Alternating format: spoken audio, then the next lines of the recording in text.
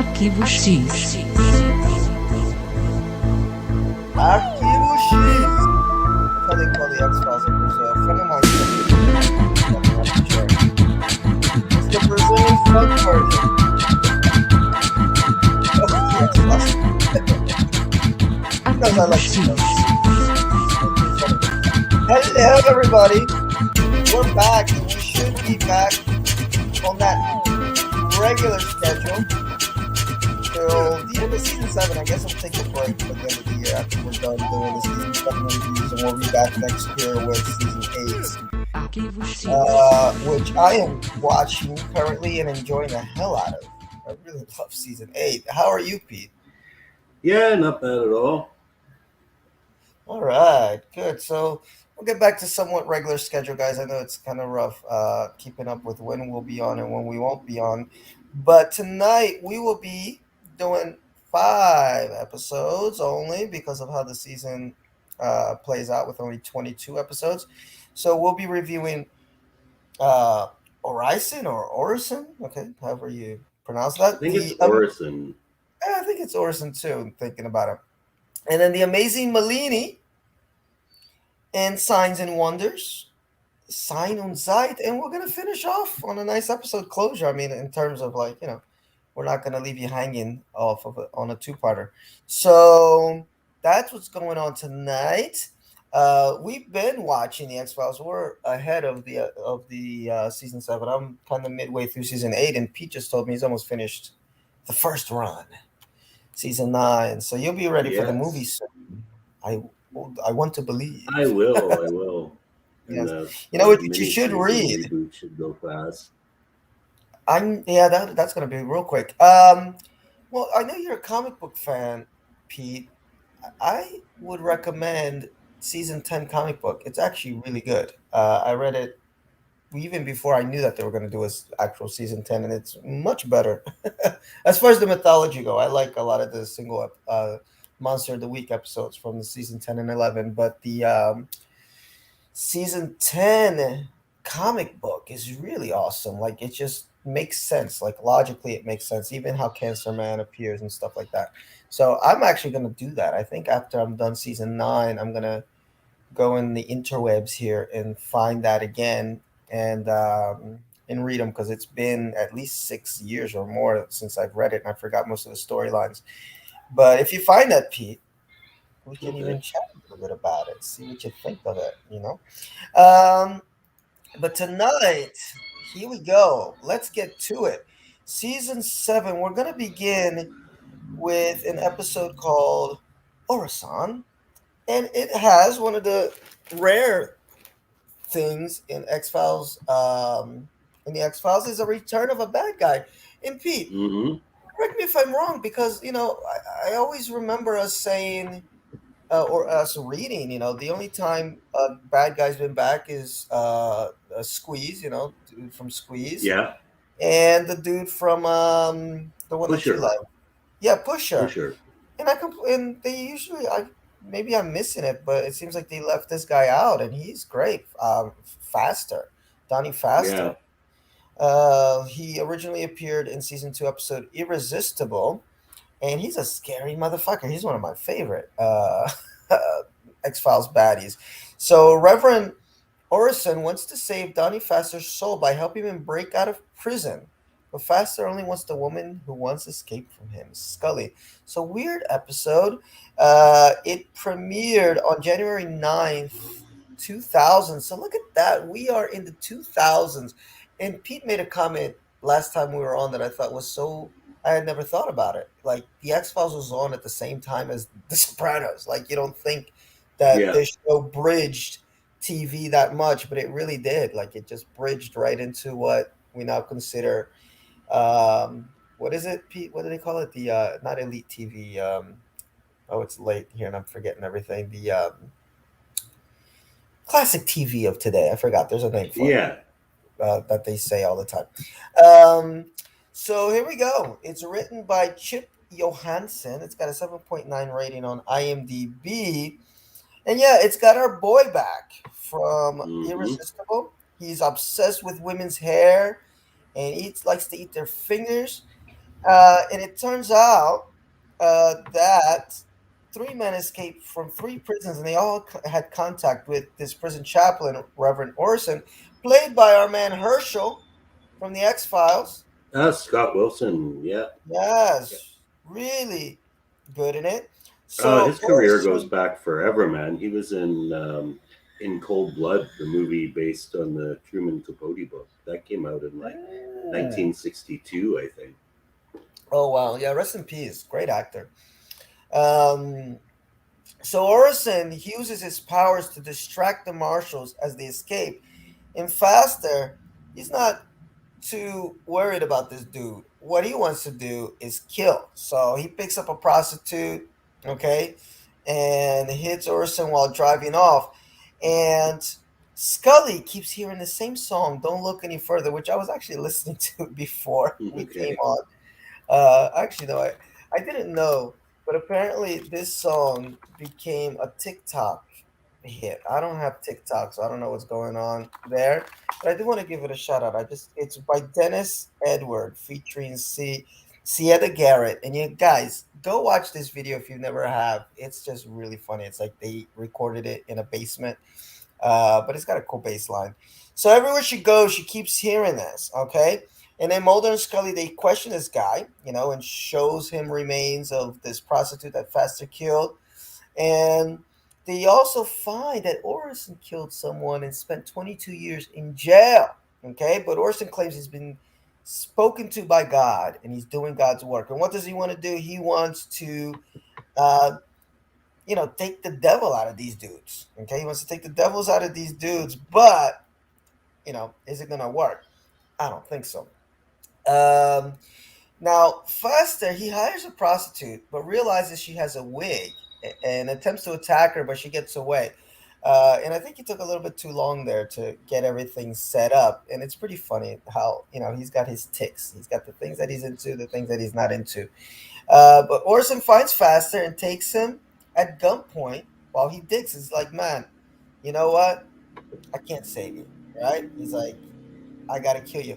And we get, or at least I get, the response or the answer, I should say, to something that I was curious about, and I brought up on the podcast when we watched Irresistible. That scared the shit out of me. Is that he morphed into like this beast? It's like a blink and you minute and you miss it moments in the original episode.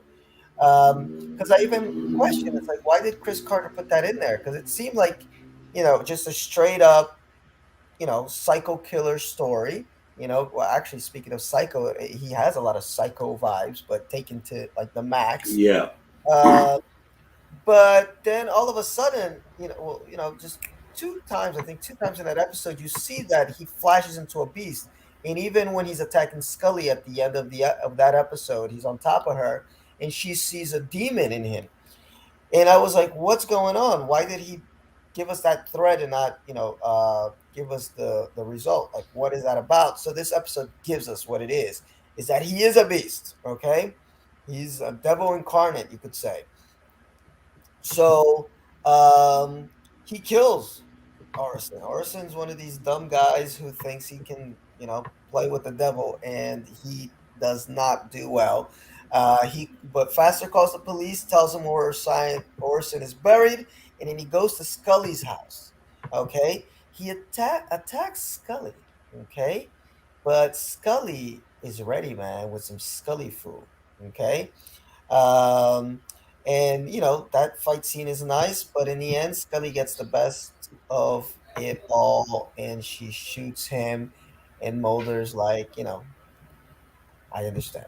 I understand why she would do I that. don't. I don't. As I recall, she did not get the best of it. Mulder actually comes to her rescue and places him under arrest. And Was then, he under and th- arrest? yes, Mulder arrests her. And then after he's like disarmed and arrested, then she shoots him dead. That's like the whole gotcha episode. The whole gotcha point of the episode. She kills him when he's under arrest and I thought unarmed.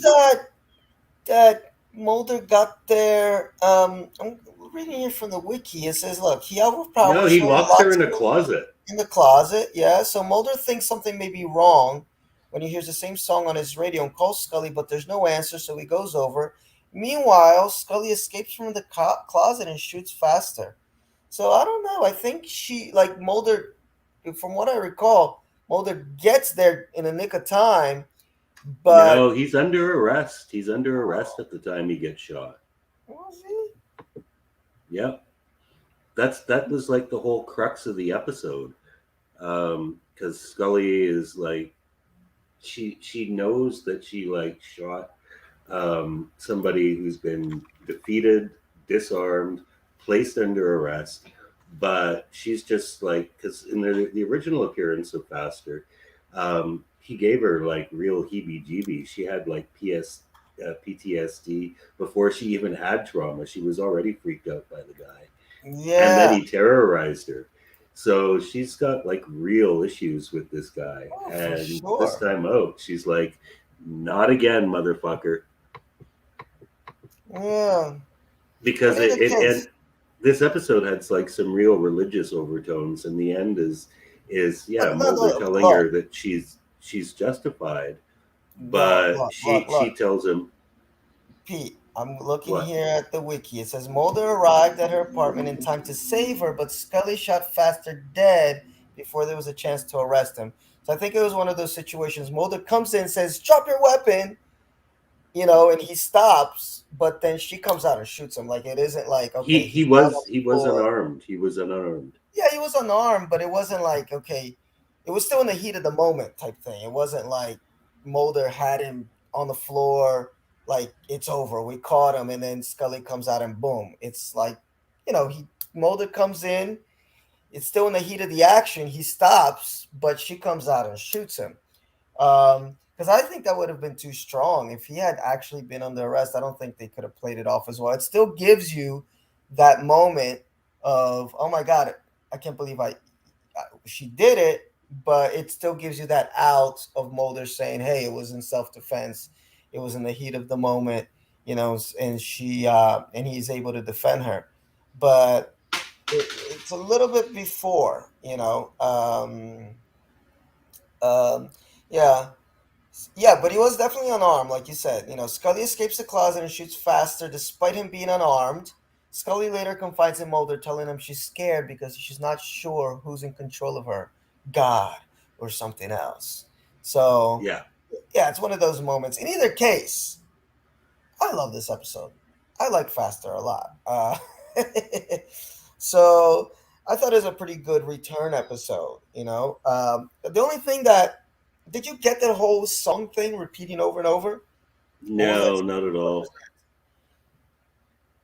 Other than it was just like, yeah, I mean, it wasn't the best song ever. It's pretty funny. It's a pretty funny song. But I didn't really get much into that. Mulder, as always, is dismissive of anything Christian based, but Scully sees the devil. And yeah, I didn't get what they were trying to do with that song being repeated all the time. If anybody out there in the audience knows, let us, say so in the comments. But I dug it. I gave it 4 stars. What do you think of this episode? Didn't care for it at all, actually. Oh, Um, I think definitely like the idea of Faster being a demon. That was like straight out of Halloween, you know. Like in the last two Halloween movies, they had him be mm. like the embodiment of the druid's Halloween power and stuff. It was on that level of cheesy. Like I find the fact that he's just like an Ed Gein type psychopath a lot more scary. That was just kind of ridiculous, unnecessary. The most interesting thing about it was actually the Scott Wilson character, the priest. Yes. Um, I kind of you could still have the element of him like trying to save people's souls without the supernatural, because that was the supernatural element, although they came up with a really bullshit scientific explanation for it. He had a hole drilled in his head or something, and so his Hmm. blood flowed faster, and this allowed him to hypnotize people. So, I'm not a biologist, but I'm pretty sure that's some bullshit science at work there. But whatever, him and his motivations were kind of interesting. Scully going over to the dark side, yeah, and it was kind of justifiable. She's trauma, and she is known as a chick who doesn't fuck around when she's pushed. So I didn't find it being that out of character. But yeah, not of all the villains they could have brought back for round two, he was probably pretty far from my first choice because I didn't like his original episode either. It just didn't make any sense. Like after all the things that Scully's seen, why this fairly ordinary, regular FBI type case would give her the heebie-jeebies the way it did. So it wasn't one I I particularly. remember that. That was weird. Yeah, yeah. So I didn't really feel that this episode begged to follow up. And if they were going to follow up, they could have done without the demon elements. Well, thank Chris Carter because he put that in there, and it's literally a blip. So much that I remember you saying that you didn't even remember that. You didn't even notice that when we were talking about this episode. But it freaked me out because it just comes out of nowhere. You're just watching what feels like just okay, a regular psycho killer type, and then whoop, you get this devil image. But yeah, I dug it. I dug it. I like faster. Um, we may agree more on this next episode, though, and I'll let you run this one down. Today we kind of flipped a little bit. The Amazing Malini. It's the eighth episode of the seventh season. Yes. Premiered on January 16th, 2000 to 16.8. And I forgot here to switch my little slides. There you go. On January 16th, 2000 to 16.18 million viewers, written by Vince Gilligan, John Shaban and Frank Sputnitz. 8.3 rating. An astonishing magic act drags Mulder and Scully into a web of intrigue, leading to an elaborate bank robbery. So go ahead, sir. It's on you. Yeah. So this episode was kind of like it was kind of like the Sting, you know, those old school con movies with a touch of magic thrown in there. Mm-hmm. It has a really convoluted plot for like a Very much 45 so. minute TV episode. Um, they really try and keep you guessing as to what's going on because it's one of those very typical con stories where everything is a con and you know you're just going to have to wait to the end to find out what happens. So it starts in really bizarre fashion. There is a musician, sorry, not musician, magician, performing on a boardwalk show, and he's getting heckled by this kid in the crowd. The kid, by the way, is actually a real magician, Jonathan Levitt. But so is Um, Jay, the actor Ricky Jay, very famous magician too.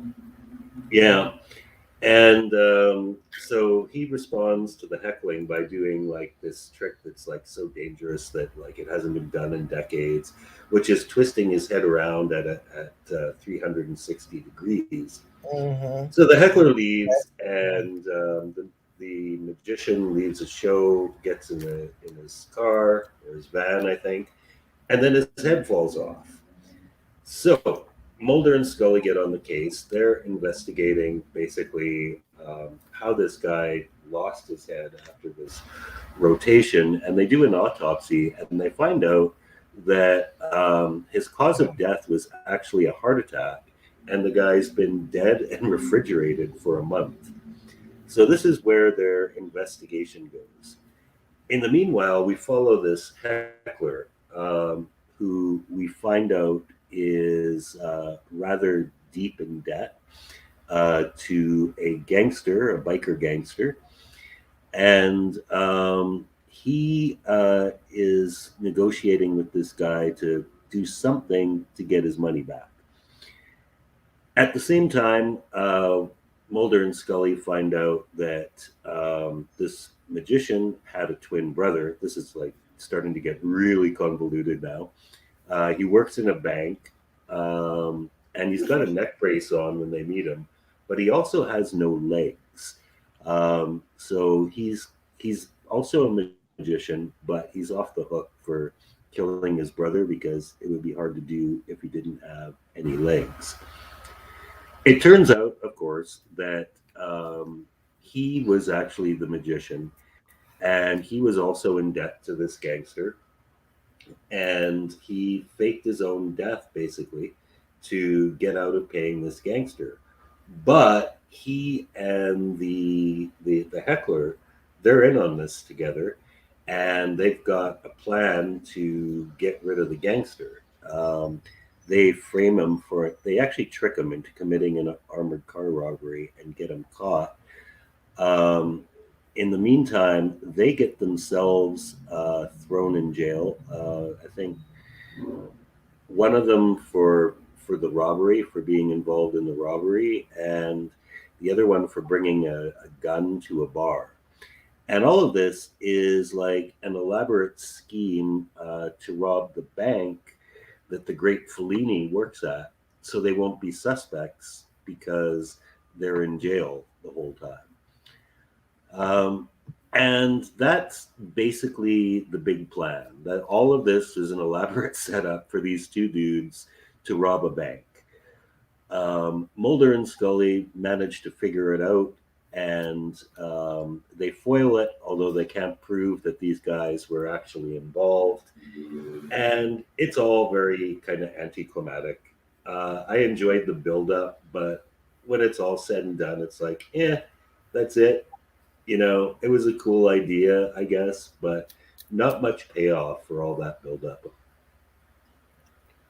Yeah, I'm with you. It's for season 7. I think it's pretty damn good. Because season 7 is kind of average.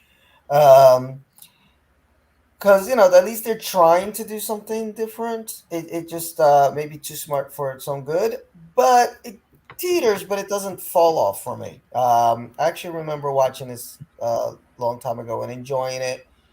Not didn't like it as much this time, but I appreciated the effort that went into it, and kind of it did get me by surprise because I forget. I can barely remember these episodes 3 weeks after I watched them. Imagine 4 years after I watched them. So then I was like, oh shit, he is the same guy. The brother is the actual magician who isn't, you know, whatever was the convoluted storyline, and the two are actually working together, the young guy and the old guy. Although I did like to see, this guy Ricky Jay is pretty famous. He's renowned for his Yeah, ability sleight of hand and card tricks, and he's been in a bunch of shows. So yeah, I like him. I like his kind of deadpan personality.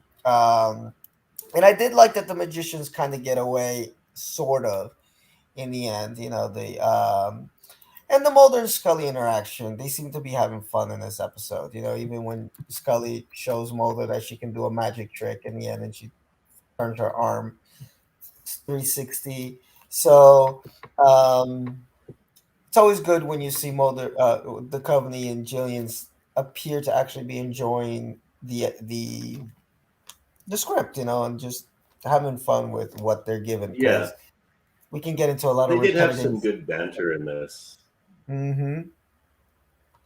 Yeah, some magician banter in there, and I like magic so much, so that kind of saves it for me a little bit. Um, Little spark there that saves it. Um, yeah, now we're gonna get, guys, to the last 3 episodes for tonight, and oh my god, yeah, I'm curious as to Pete's thoughts about these last three here. We're gonna start with Signs and Wonders, where the X Files tries to get into snake handling and that whole religious faction of Christianity. And it is written by Jeffrey Bell, directed by Kim Manners, has a 6.9 rating on IMDb, not surprisingly. It originally premiered on January 23rd, 2000, to 13.86 million viewers. Mulder and Scully investigate a gruesome and unexplained snake bite death, which points to a religious group in the Deep South. Now, yeah, I don't know, man. I mean, we talk a little bit about how, well, at least I do, about how the writers of the X Files aren't very good at writing ethnic characters, or like going into like these ethnic religions, but they're not that great at writing even the fringe American religions. It just there wasn't Right. any intrigue. There wasn't much that it just made them. Which I'm not saying that snake handling is anything legit and that we should all go out there and do. And these guys are really intelligent folks out there. But I've seen a documentary on it, and it at least there's like you get interested in what's going through these people's minds, and they don't come off as caricatures, which is exactly how they came off here. They're just like these wacky, backwards country folk. Mhm. Um, so basically, yeah, what's going on is that there's these murders happening. Okay, this unnamed town in Tennessee, uh, and these folks are being attacked by rattlesnakes, like a lot of them. And we get this Reverend Samuel Mackey. He's the Reverend at the Blessing Community Church, and they're a fundamentalist snake handling sect. And Mulder and Scully start to think that maybe he's got something to do, okay, with the death of this boy Jared. Uh, because what was it? Jared was wanting to speak to. What was it? His was it His the Reverend's daughter fiance. was with him? Yeah, yeah, the Reverend's daughter. That's it. Because she's Yeah, been expelled from the church. yeah. She's been expelled from the church. So, I mean, guys, I'm not gonna go over the whole storyline one because I can barely remember it because this episode was so just what. But basically, the story is uh you know is the reverend doing this stuff? How is he doing it? Scully's with the scientific stuff of like how's he getting all the snakes in there. Mulder's like, hey, he could be summoning up these snakes, whatever it is. In the end it comes down to this reverend does have these supernatural powers to summon these snakes. And Mulder, the only kind of interesting thing about this episode that I kind of dug is that Mulder is so dismissive of anything Christian based religiously, uh, that he faces the devil this time. In the other episode we saw tonight, Orison, it was Scully that faced the devil. This time it's Mulder because they what do you call it? Because Mulder's the one that kind of figures out that this dude is the real deal, and he's like in a room with him, and he sees him, summon up these snakes. Although there's a bait and switch, isn't it? That Yes, yes, it was yes. It's yeah. not the snake handling priest. It's the rival priest because their inside information, as it were, is a reverend of quote unquote normal church who's like, man, these crazy fucking cultists, they worship snakes. I think the reverend of this church is up to something. Hmm. And the reverend's daughter, the snake reverend's daughter, has left the church, and this guy is kind of giving her shelter. And the trick is here that she's pregnant, and the first guy killed was actually her boyfriend.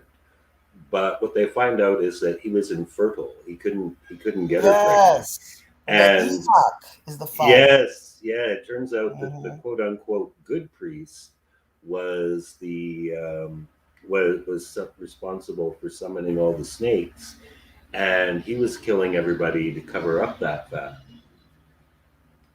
Yeah, which kind of like I put here in my notes, like it was a kind of a nice bait and switch, but they could have just been upfront about it, like from the start.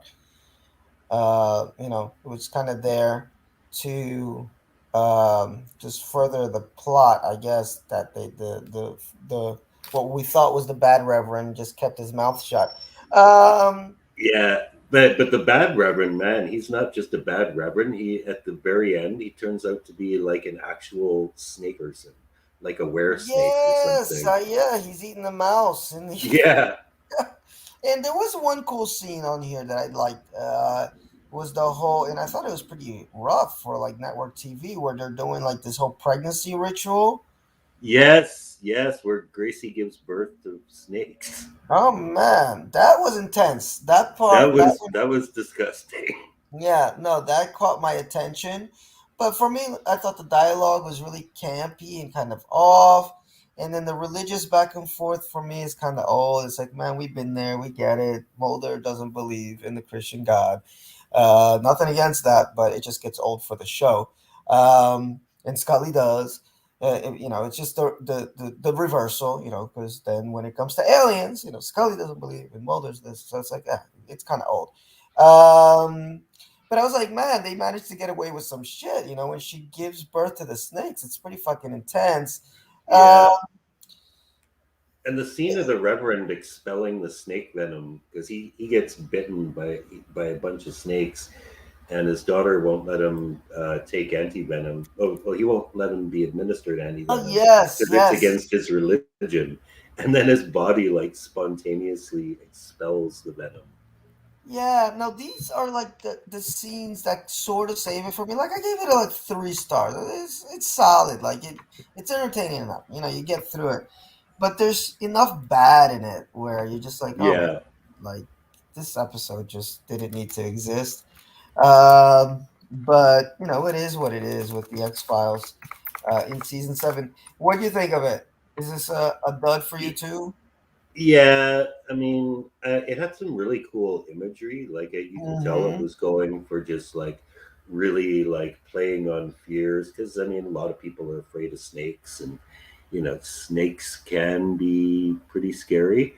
Um, but it was like a lot of imagery, like held together by crazy glue and scotch tape, as terms of the story goes. Yeah, there is a kind of a funny line here where Scully says snake handling.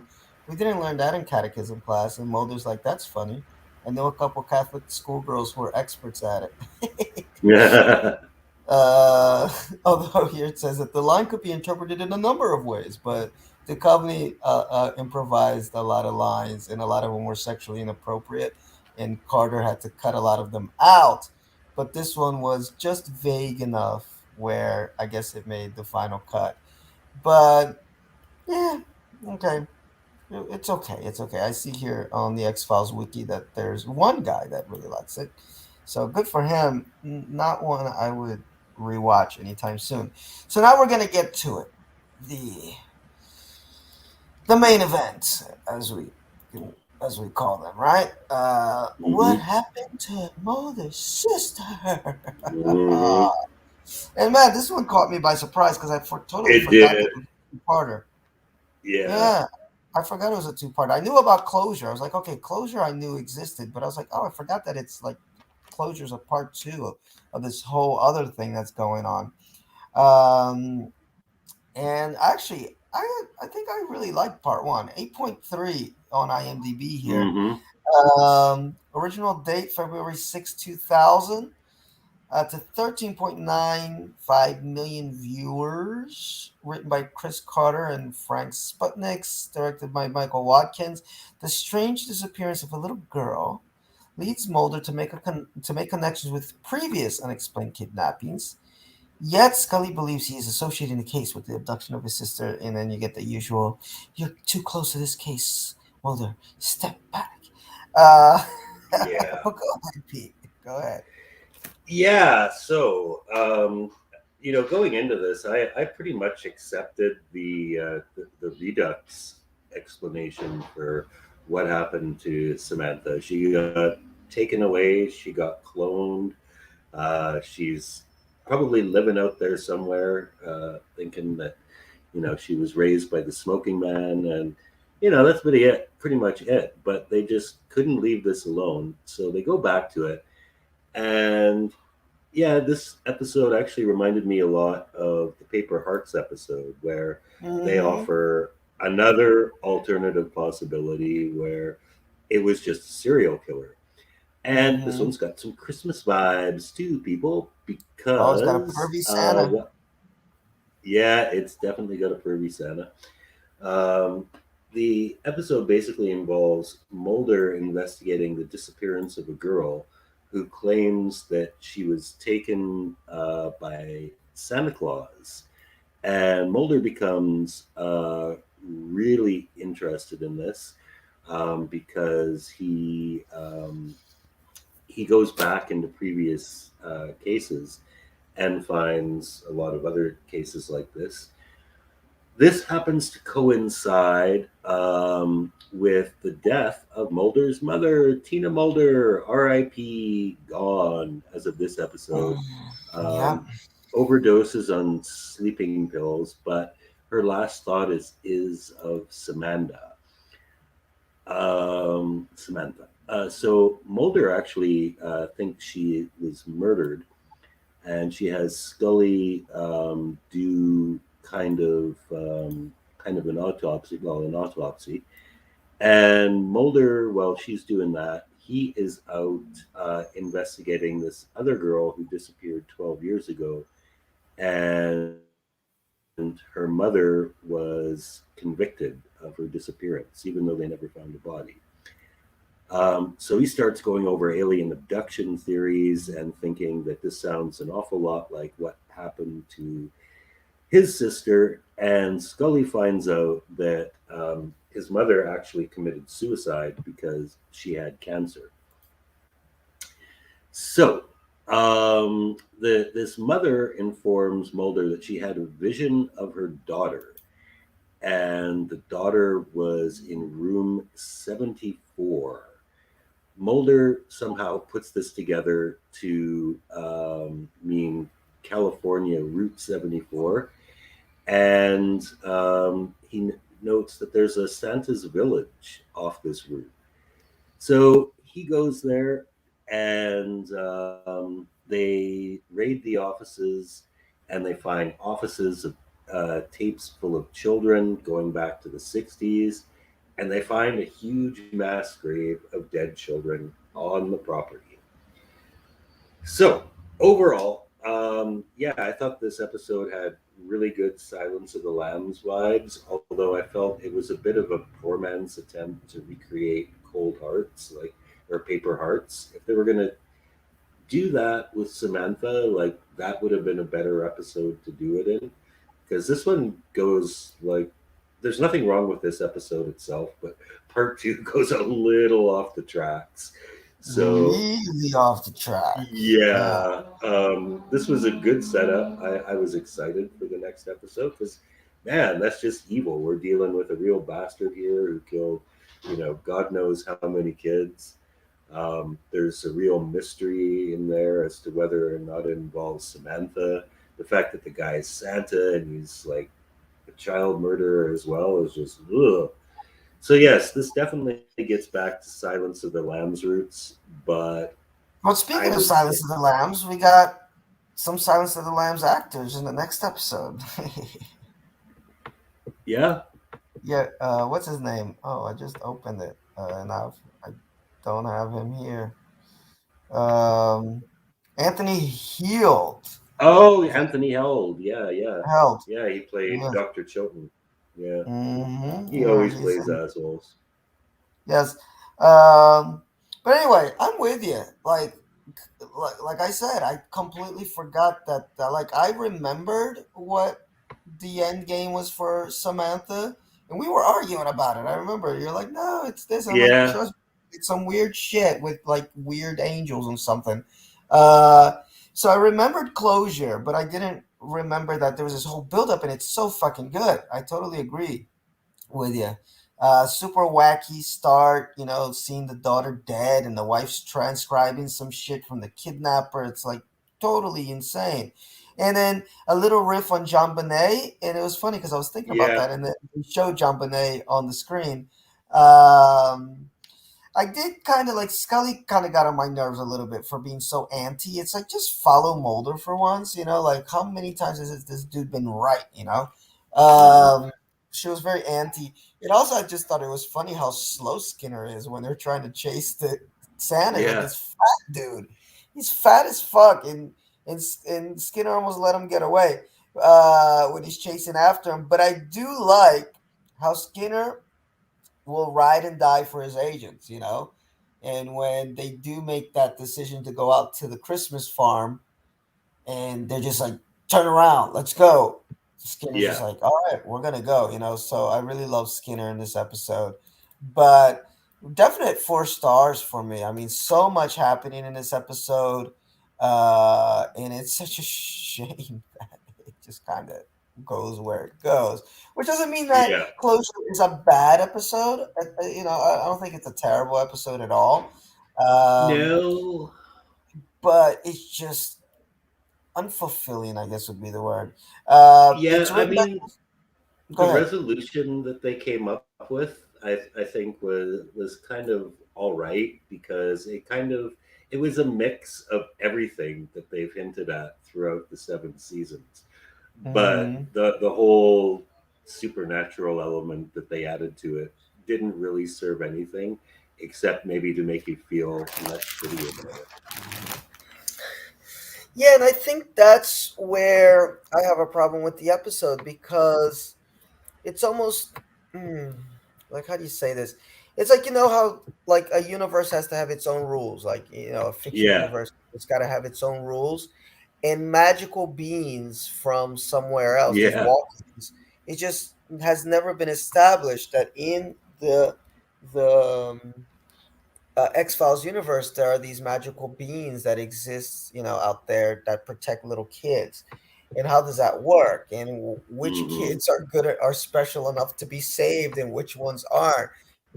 How come these walk-ins are so selective? And it's just, for me, it just bends a little bit, because of course the X-Files does deal with the supernatural. Some of it is spiritual in nature, but actual angels, whatever you want to call them. I was actually looking up what walk-ins are, and according to the internet, a walk-in is a new age concept of a person whose original soul has departed their body, has been replaced with a new, different soul. So that's what apparently a walk-in is. Um, so that for me is what leaves a little bit of a bad taste in my mouth. It's just that it's like the in universe rules were broken a little bit. It's like if you're watching yeah, Star Trek, you can have stuff that's a little out there, but you can't have the Force or something. That's Star yeah, Wars. Like you broke the rules of what can happen. You can have creatures like Q that seem to be magical, but he's in a different continuum, whatever. It's still somewhat scientific. But when you break the rules set up for 7 seasons of what can happen in the X Files. It's kind of weird. Um, but that said, not a terrible episode. I think I had a little better time watching it this time than before because I just was expecting it. Now I was like, oh, okay, this is closure. So we're gonna find out that Samantha, all that stuff did happen to her. She was abducted, she was tested, she was cloned, whatever. It's just that at some point she was taken to a hospital, and when she was in that hospital, before she could be taken again by the cigarette smoking man, and be taken for more tests to end her suffering, these walk-ins came and took her soul, and transferred her body before she could have any more of their suffering. The spirit turns kids' bodies into starlight, matter into yeah. energy. Again, I mean, I'm reading this, but this is what I'm writing straight from what I was listening to. I'm like, what? Starlight? Like, what the fuck am I watching? Um, but, meanwhile, what I did like is that Scully's going after the truth about Samantha. And we do get a little bit of Scully cigarette smoking man action, which becomes important later with that episode Pete had told me about, that William B. Davis wrote, the rapey episode. We find out later. um, and so it's kind of cool to see his interaction with Scully. It's very rare, but when they're together, because Mulder, I think, bows down to him a little bit, even though he shows his force, but he doesn't. He always comes off as a loser. Whereas with Scully, she's just taking no shit. And I think cigarette smoking Yeah. man, you see inside of him how he needs to deal with Scully versus the cool dude. When even with Mulder pointing a gun at his head, he's cool. Um, but Mulder believes Smoky Man killed his dad. I guess that's a revelation. And then Scully gets all that connection from Cigarette Smoking Man about what happened to Samantha, but Mulder just kind of blows her off. Okay. Um,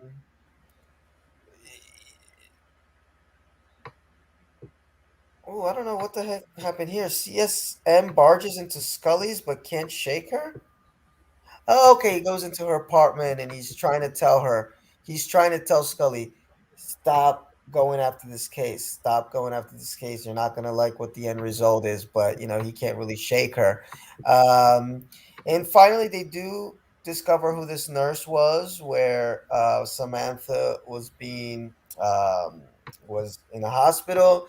They go to find out what happened to Samantha, and when they're there,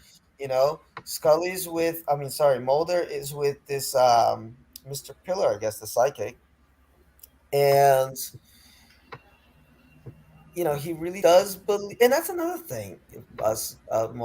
Mulder, Peter, psychics.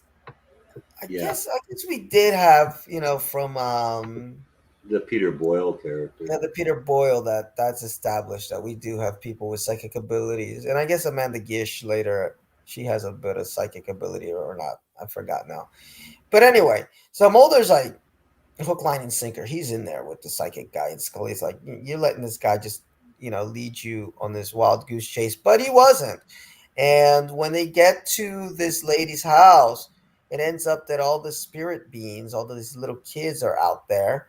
And then we have some more starlight and light, and Mulder goes from very unreligious to believing bullshit about the stars being souls.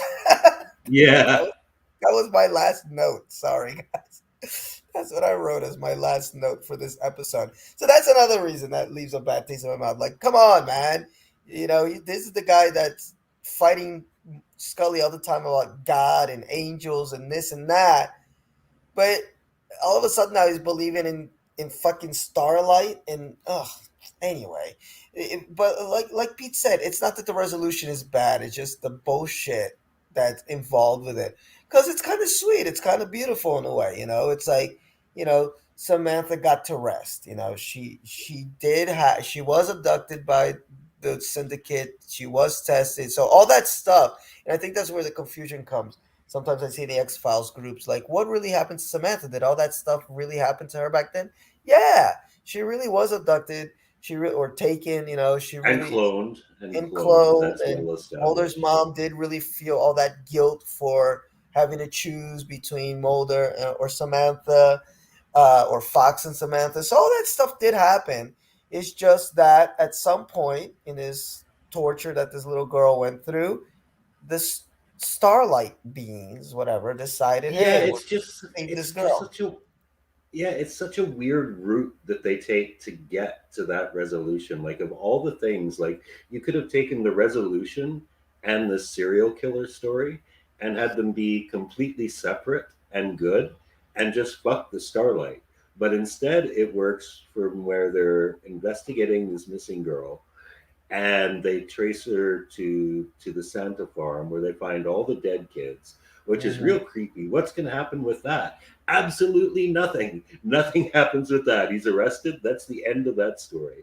The only point of that is that that's where they start to find out about the walk-ins and the starlight, which in turn leads them to looking for Samantha. So the connection between the two halves is tenuous at best, and I think Hmm. they really would have worked much better had they been developed into separate stories. Yeah. Wow, this episode's got a lot of comments in the wiki page. Good lord! But I like the first one because it kind of goes into what we're saying. Um, all the things that irk me about this episode. We got psychics, we got religion, we got out of character Mulder and plot holes. But then it says, that's where I think the confusion is. Of all the things that irk me, did the writers forget that Mulder had met the actual adult Samantha? But adult Samantha was cloned, dudes. So any version of adult Samantha that was kind of established, those were all clones of Samantha. But for me, it's the out of character stuff, and especially uh, just Mulder going through this religious experience, but with like the most bullshit new agey Yeah, dumb stuff ever. Um, and again, and also it does leave a kind of a bad taste in your mouth because you're like, what was why even have Samantha there other than this a plot device to keep Mulder searching for the truth? But we go through so many seasons of looking for Samantha, oh no, Samantha, and then cigarette smoking on Samantha, and did she? And then in the end, it's like you go all that goose chase to find Samantha, and I find out, well, she was dead, dude. yeah, she was dead before the series even started. Despite Yes. the fact that he was told multiple times that she was alive by Smoking Man, by alien bounty hunters, everyone said she was alive, but no, she was dead before the show even started. Oh man. Uh, yeah, there you go. Look, Buffy fan 123. What was the original plan for Samantha on the show? So many times we were told she is alive. Did they decide to wrap up this story, have her being dead all along because David didn't come back full time for season 8? I always thought Samantha was originally supposed to really come back alive towards the end of the show or later seasons. Does anybody know? And nobody has responded. And this was in 2015 that she made this comment. So yes, there's no answer to that guy. Yeah, It's Chris Carter. We love him and hate him in equal measure.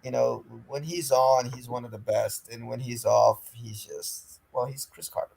Um, so that's it. That's what we.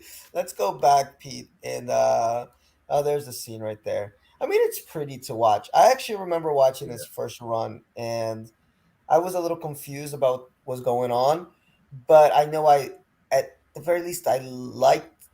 It's an episode that makes you feel something, like the cinematography, the lighting. It's a gorgeous episode to look at. So I remember feeling something, but then after I felt something, I started thinking something, and it wasn't good. It was like, what the yeah, exactly.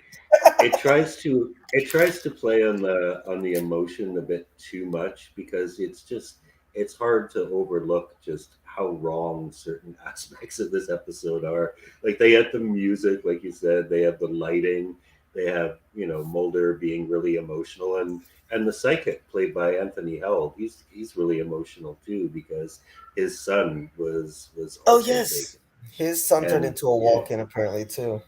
yeah, and he gets pretty emotional as well. So everybody's emotional, the music's emotional, the lighting's Oh, the emotional, but music's over the it's just top, man. yeah, it's just so hard to feel it when there's something fundamentally wrong with the logic behind this episode, especially when you No, consider it's like 7 years in the making. 7 years to give us Starlight, Yeah, but okay. the first time it's ever Oh, mentioned excuse too. me. It would work better if they'd introduced this like a few seasons earlier. But it's like, no, we're just gonna pull something out of our ass and get this storyline over with. Yeah, I mean, and maybe the Buffy girl with the comment, maybe she has a point. Maybe they realize, hey, the company's leaving the series. We need to wrap up this uh, storyline now. So maybe it was that. Maybe it would have continued, through season 9, 10, whatever, the whole Samantha thing. And I think it would have been better than the whole William storyline because that storyline is horrible. But maybe that was it. Maybe it was just like, guys, we got to do something, because the company's leaving the show. We don't know if he's going to come back. And Samantha's a big part of what the Mulder character is. We got to come up with some conclusion to it. And this is it. We can't do Paper Hearts again. Although I agree with Pete. If that had been it, that was an awesome episode. If that would have been the Yeah, end of like, look, I yeah, killed your fucking sister. I did it. That would have been a fucking depressing but yeah, very well written and pleasing ending to that storyline. They didn't go with it, which makes me think that they wanted to continue with whatever the whole Samantha storyline was, and perhaps they just had their hands tied here and said, "Hey, Starlight, baby." Starlight, it's right in the middle of the whole New Age yeah, movement in the US. I remember the 2000s very well, Celestine Prophecy and all that stuff, crystals.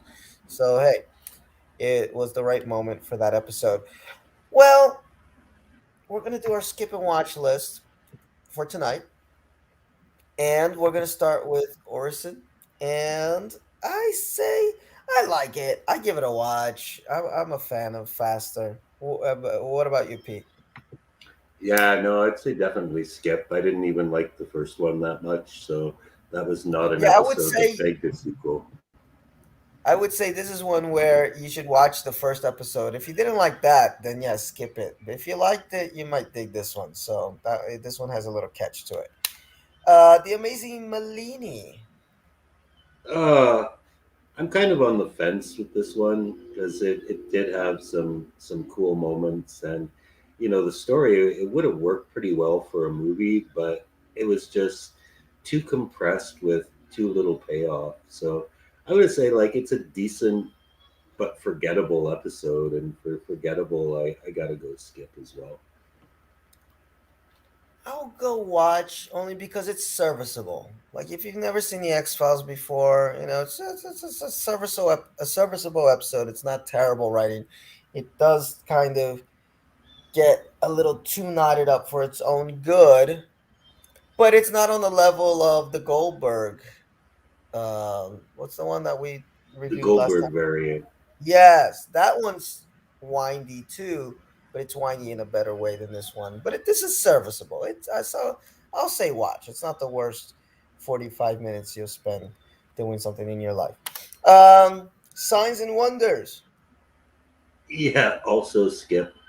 Um, cool imagery, some really awesome imagery actually, but almost nothing substantial in terms of story behind it. It's like they just wanted to play with snakes, which they did apparently when they filmed this. Apparently, they had like 50 live rattlesnakes on set. But Yeah, those snakes are yeah, freaking. they just wanted to do shit with snakes and didn't really put much into the story. Yeah, I'm with you, man. Signs and Wonders is a definite skip for me, aside from those really strong images, which are awesome. Uh, then we got Sein und Zeit. Yeah, definite watch.